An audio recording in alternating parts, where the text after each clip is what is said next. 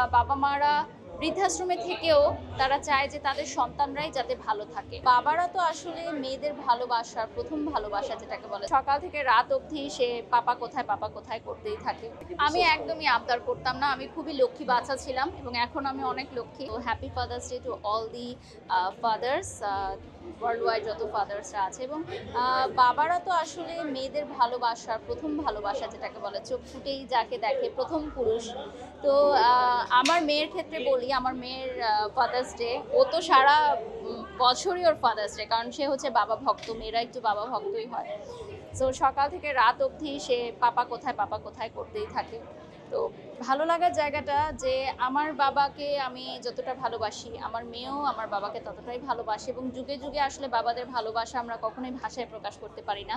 আর একটা কথা সবসময় বলবো যে মাদার্স ডে কিন্তু অনেক বড় আকারে আমরা সেলিব্রেট করি বা উইমেন্স ডে সেলিব্রেট করি, কিন্তু বাবাদের যে একটি গুরু দায়িত্ব এবং একটি রেসপন্সিবিলিটি আমাদেরকে মানুষ করার, গড়ে তোলার এবং ফাইন্যান্সিয়াল যে কন্ডিশনটা থাকে ফুল ফ্যামিলির বাবার হাতে।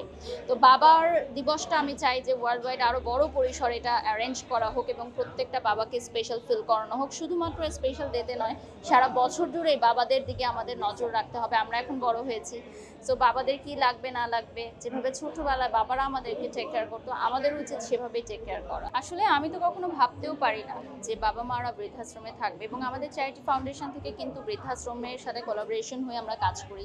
বিভিন্ন বৃদ্ধাশ্রমে আমরা ঈদে আসলে বিভিন্ন ধরনের খাবার বা পোশাক উপহার পাঠাই বা সময় দেওয়ার চেষ্টা করি, যেহেতু আমি অনেক বেশি ব্যস্ত থাকি, তো আমার হাজব্যান্ড সময় দেওয়ার চেষ্টা করে।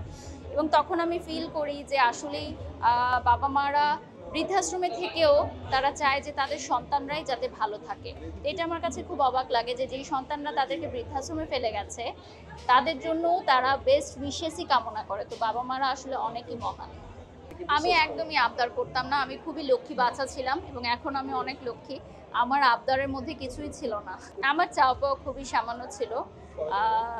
আমরা মধ্যবিত্ত ফ্যামিলি বিলংস করতাম, সো আমাদের চাওয়া পাওয়াগুলো খুবই সীমিত ছিল। বাবা মা যতটুকুই দিতেন ততটুকুইতেই আমরা খুশি থাকতাম। আমার বাবা কিন্তু গত বাবা দিবসে গর্বিত বাবা হিসেবে সম্মাননা পেয়েছেন। তো সেখানে আমার বাবা অনেক প্রাউড ফিল করেছেন আমাকে নিয়ে, এবং এটা আমার জন্য খুবই আনন্দের। এবং সে তার শোকেজে সেই গর্বিত বাবা দিবসের অ্যাওয়ার্ডটা খুব সুন্দর করে সাজিয়ে রেখেছে। তো তখন আমি বুঝলাম যে সে হয়তো মুখে বলে না, কিন্তু সবসময় সে আমাকে নিয়ে প্রাউড ফিল করে, এবং অন্যান্য জায়গায়ও আমি শুনি যে সে আমাকে নিয়ে প্রাউড ফিল করে, এমনটাই বলে। তো এটা আসলে আমার জন্য বড় একটি পাওয়া। বাবাকে নিয়ে আসলে 1 মিনিটে বললেও শেষ হবে না। শুধু এটুকুই বলতে চাই যে শুধু আমার বাবা না, সকল বাবারা অনেক ভালো থাকুক, অনেক শ্রদ্ধার তারা এবং অনেক সম্মানের। সকল বাবাদেরকে যারাই স্যালুট। আমার তো এখন বায়নার সময় চলে গেছে, এখন আমি বাবা মার জন্য আমার করার সময় এসেছে। তো বাবা মার জন্য ঈদ উপহার কিনবো, এই তো।